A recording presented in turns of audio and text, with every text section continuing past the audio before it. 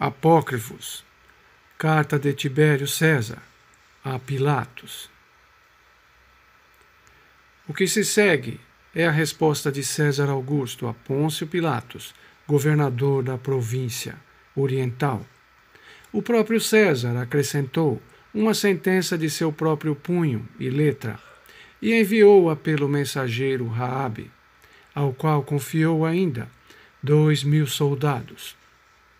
Uma vez que tivestes a ousadia de condenar Jesus Nazareno à morte, de uma maneira violenta e totalmente perversa, e antes mesmo de proclamar a sentença condenatória, puseste-o nas mãos dos insaciáveis e furiosos judeus. Uma vez que, além disso, não tivestes compaixão deste justo, mas depois de ensanguentar o açoite e de submetê-lo a uma horrível sentença e ao tormento da flagelação, entregaste-o, sem nenhuma culpa de sua parte, ao suplício da crucificação, não sem antes haver aceitado presentes pela sua morte. Uma vez que, enfim, manifestaste compaixão com os lábios, mas o entregastes de coração a alguns judeus sem lei. Por tudo isto, serás tu próprio conduzido à minha presença, carregado de correntes, para que apresentes tuas desculpas e prestes contas da vida que entregastes à morte, sem nenhum motivo.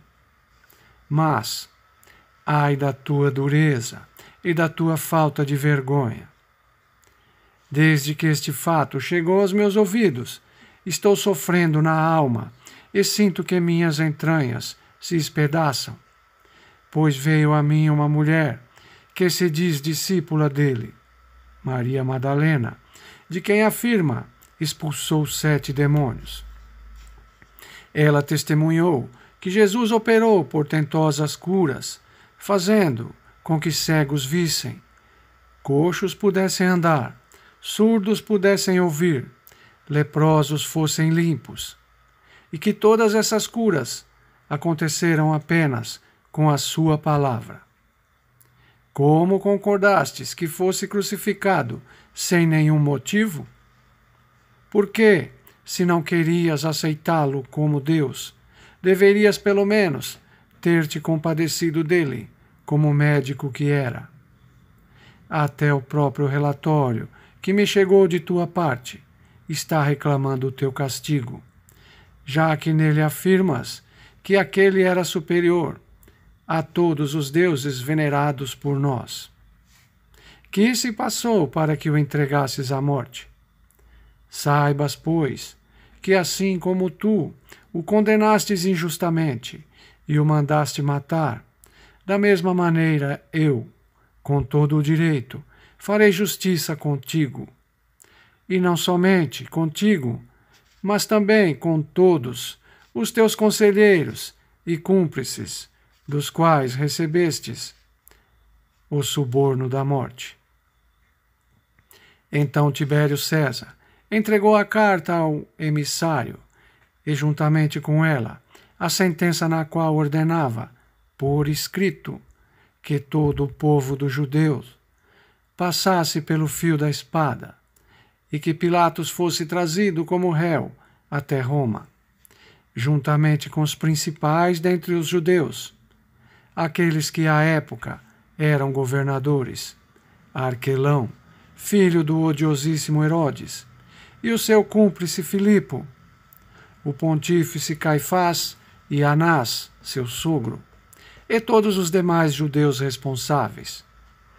Assim, pois, Raabe marchou com os soldados e fez como lhes haviam ordenado, passando pela espada todos os varões dentre os judeus, enquanto que suas impuras mulheres ficaram expostas à violação do pagão, o que fez brotar uma ralé abominável, como aliás fora engendrado por Satã.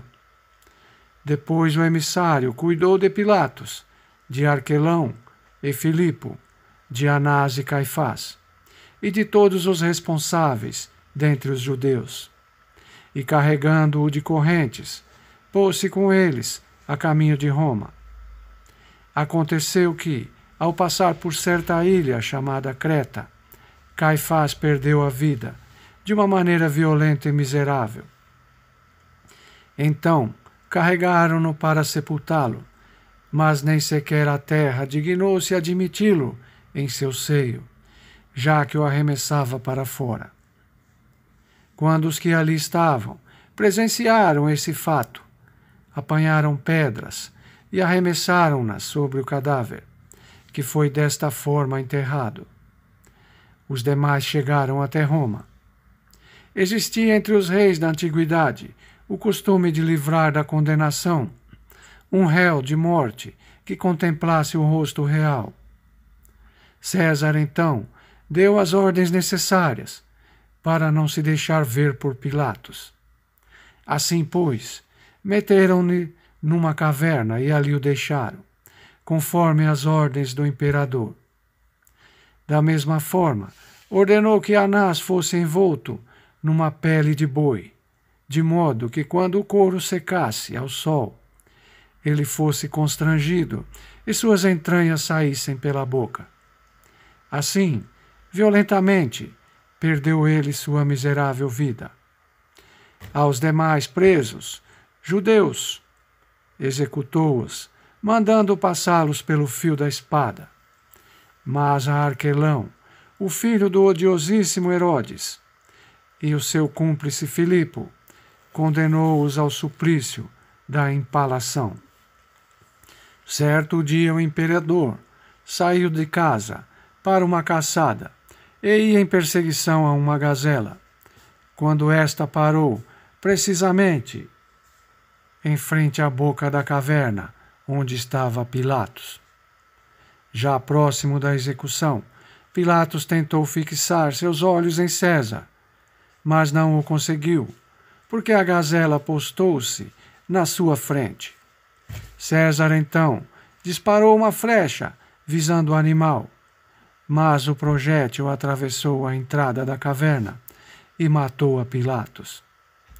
Todos aqueles que creem ser Cristo o verdadeiro Deus e nosso Senhor, glorificai-o e engrandecei-o, pois a ele pertencem as bem-aventuranças, a honra e a adoração, junto a seu Pai, no princípio, e o seu Espírito consubstancial, agora e sempre, e por todos os séculos. Amém.